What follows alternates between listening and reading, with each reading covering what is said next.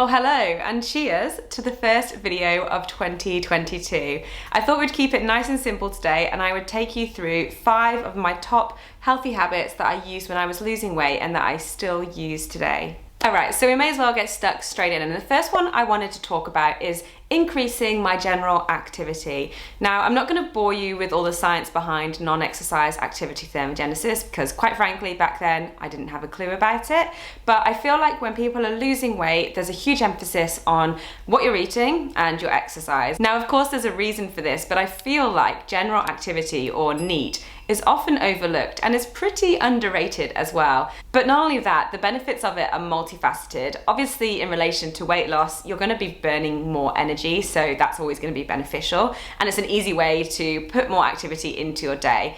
But I find that the more active I am and the more proactive I am in doing things, it just gives me a little bit more motivation and a little bit more energy. You know, if I put my clothes away regularly, or if I choose to walk instead of drive, if I stand to do certain things rather than sit, I just feel better and I feel like I have way more energy throughout the day. So for me, increasing my general activity kind of holistically improves my life in terms of having more energy in general and wanting to do things, and therefore feeling more motivated and healthy overall. To give you a bit of an idea as to how I would increase my general activity throughout the day, it was such simple little things, like things that I might neglect or ignore or maybe put off, I would just do. So if it was taking the bins down, or if it was picking something up off the floor, or if I had to put my clothes away, I would just proactively do it rather than wait and do it a little bit later. There was even smaller things, such as if I was drying my hair with a hairdryer in front of the mirror,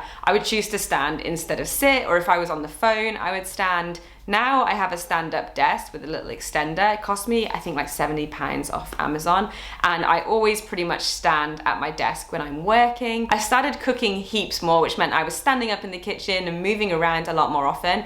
And then there was even tiny little things that you wouldn't even consider, such as if I was taking a load of laundry or something from one room to another and I had my hands completely full, instead of just trying to ram it all into one and dropping stuff, I would make 2 trips. And it was tiny changes like that, which I think had more of a mental benefit in terms of feeling like I was being a more proactive or generally active person. But obviously also it was increasing my non-exercise activity. So if you wanted to start putting this into your life and seeing if it made a benefit to you, just start to think about what you're doing throughout the day and ask yourself, is there a way that I could make this a little bit more active, whether that's ditching the car or parking a little bit further away, the ones that we've probably all heard of loads of time. If you're doing something at home, is there something that you could do to increase the activity level of what you're doing? Even tiny little things like when you're watching TV, is there something that you could be doing? Like I sometimes will colour in, and it's just a little bit of activity which makes me feel like I'm not just slobbing out on the couch watching TV, or I'll do some basic stretching,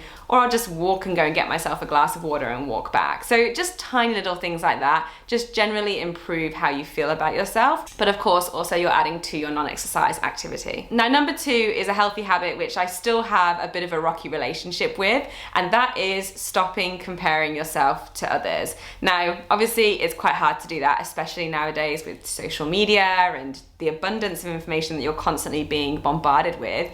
But once I found ways and methods in which to stop comparing myself as much, I found that I just felt so much better, and I also felt a lot more balanced in my approach. Comparison's a bit of a weird one, because I think when people often talk about comparison, it comes from a place of relating it to negativity. So the person that we're comparing ourselves being bad meaning or ill meaning, or we're comparing ourselves to someone who isn't a good example. But that's really not always the case. In fact, sometimes you can be comparing yourself to someone who you find super inspiring and super motivating. How that usually manifests for me is that I start to draw back on myself and doubt myself severely, and then I'll stop doing things. And in the past, that was more related to exercise related things, or maybe doubting myself in terms of what I was doing and my consistency. Whereas now it's more so to do with doubting myself work-wise, or feeling like I'm not good enough for my job. So it is a little bit different now compared to then, but in terms of how I identify it and how I fix it is exactly the same. A huge one is to either prevent or reduce how much you're seeing what you're comparing yourself to. So as a great example, on social media, I'll just simply unfollow people. I follow only people pretty much that I've met in real life, or someone who works in a completely different field for me. There's a few reasons I do that, but a huge one is if I start to consume more than I create, I notice that I fall into the comparison trap very, very quickly, and I start to doubt myself and everything comes to a grinding halt. So I just try to minimize that as much as possible. Another huge tip is just to compare yourself to you. So it sounds very easy to do, but it's not actually in practice. I'm going to talk about progress tracking in a second, but if you can look back on where you've come from and use yourself as a form of comparison or motivation, then that is usually a fantastic tool into minimizing the negative impacts of comparison. All right, I just mentioned it, so we may as well talk about it. Point number 3 is making sure that you track your progress in whatever you're trying to achieve and be motivated to do, and reflect on it regularly. So this is something that's taken me a long time to get good at doing, but I wish I had started sooner, because when I finally did, it made such a huge difference in terms of my motivation and making sure that I feel fulfilled and like I'm on the right track. And realistically, when I'm talking about healthy habits, we're not singly talking about weight loss or exercise goals. We're talking about living a happy, fulfilled, and healthy life. So I feel like it definitely comes under this umbrella. But you can track your progress in whatever you're doing. So whether you're trying to improve your career, whether you're trying to improve your mindset, whether you're trying to improve your physical health, your exercise goals, whatever it might be, you can track your progress in multiple ways. And then you can reflect back on what you've been recording and use that to keep you going, to keep you motivated. And not only that, but realize pretty much how awesome you are. I often get asked, do I have any bad days? And oh my gosh, do I have bad days? Of course I do. Like, there's days where I'm so down on myself, I feel really negative, and basically I feel like I'm in a bit of a hole. And something that I find that really helps to motivate me and just get my butt in gear to get going again is to reflect back on my progress. And so that could be looking back at what I've achieved in my fitness, if it was a fitness goal, for example, looking back at myself, just photos of myself, or maybe journal entries, or things that I've written from about 5 or 10 years ago, and reflecting on the person I was then and how much everything has changed and how much I have changed in that time just gives me so much motivation to just keep going forward. And you look back and you think, if I've achieved that so far, then think how much I could achieve in the future. It's so easy when you're in the moment to just focus on the present and be down on yourself, be negative, maybe be trapped in some negative thinking patterns. Or you could be looking into the future and thinking that it's hopeless, or there's no end in sight, or just not really know where you're going.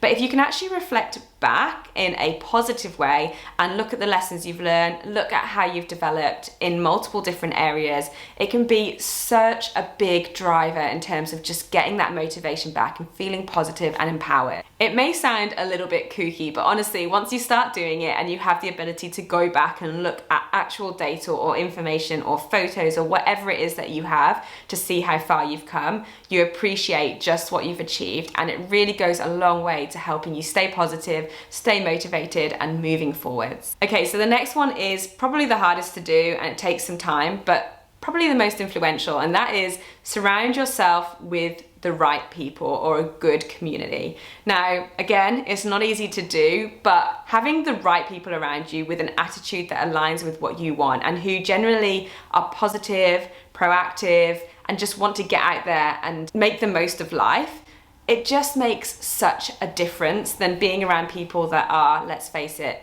energy vampires. Now, of course, we can't always choose everyone that's directly around us in life, but we can influence some of the people that we let into our lives. The best way I have found to make friends is to find people that are doing something similar to what you enjoy and then just touch base with them. So for me, obviously, I do a lot of calisthenics, I do some bouldering, some hiking, I like going to the gym, and I'm a pretty open person. I will talk to anybody if they come up and talk to me, and that's how I've met a lot of my friends, either through just meeting them in those places, or when people have reached out to me on Instagram, I will always be the first one, if I find them like a particularly positive or inspiring person, to ask to go and do something with them, whether that might be a hike or a boulder, or maybe just go to a gym session.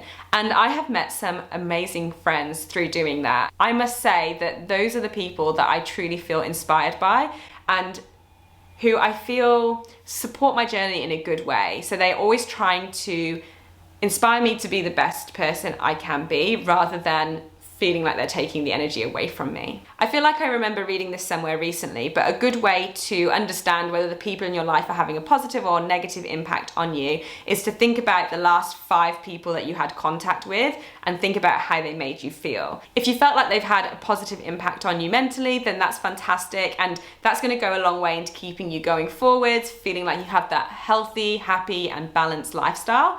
But if you feel like they were a little bit of an energy vampire, they took a little bit away from you, maybe made you feel a little bit more negative, it might be time to start branching out and looking for those people in your life that you could make friendships with, make relationships with, that are going to bring more to your life. Honestly, community is such a huge one, and that's one of the reasons why I love calisthenics, because I feel like as a community, it doesn't matter where you are in the world, what level you are or who you are, it is so inclusive. Everyone is there rooting for you, they want to help, and they're just so friendly, which is amazing. But to bring that quickly back to weight loss, because I know this is something that a lot of people struggle with, I think having the right community around me was really useful in terms of feeling like I was supported, not having someone criticize what I was doing or tell me that I was wasting my time, because this is something that comes up a lot, is that family members will be critical of what someone's doing or tell them that they're wasting their time or just not support them in general, and it can be a very, very challenging thing to overcome. Ultimately, the main thing is you have to be doing what you want to do, and I'm going to talk about this in another video, so I won't go into too much detail. But if you have at the end of the day, you can't rely on other people, but you can choose who is in your life and who has an impact on you day to day. So definitely choose wisely. Okay, and the final one is, I had to narrow it down to 5, and you guys know I love to talk, so it was pretty hard. But the last one is going to be focusing on the small things rather than only the bigger picture.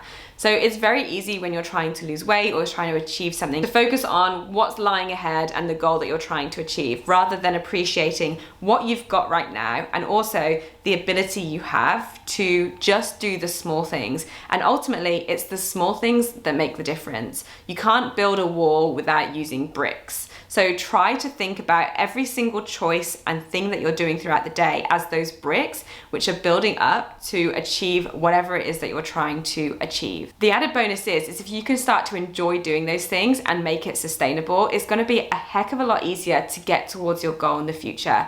And this is not just related to weight loss, this is anything that you want to achieve in life. Also, another motto of mine at the moment is just life is too short and it's not that big. I think often we can get so trapped into thinking about the future and potentially feeling negative about the fact that it's so far away or that we haven't achieved what we want to achieve yet. But ultimately, the goal that we are trying to achieve, when we get there, the chances are that we'll just ask ourselves, okay, we've achieved this now, what's next? It's just like an ever moving goalpost. So if we can enjoy today, enjoy the present, enjoy what we're doing, that's going to be so much better than just focusing on trying to achieve something in the future, getting there and realizing that it just isn't all that it's cracked up to be. So put the work in, do the small things, try to make the most of the present that you have, because you're not going to get this time back. And don't forget, the most important thing to do is not take life too seriously and have fun. What you want to achieve will happen if you just consistently work on those little small things. I guess just try to enjoy life while you're working towards your goals, because there is no point putting off happiness. All right, guys, that was my very hard to narrow down 5 healthy habits which changed my life. I hope that you've got something out of this video and it's maybe given you a few different ideas or just a little bit of positivity. But I would love to know if you guys have any healthy habits too, or if you've had anything that's changed your life, some lifestyle hacks, anything at all, drop them down in the comments. I would love to know. Otherwise, I will see you very shortly in the next video, and I hope you have a beautiful week. Bye.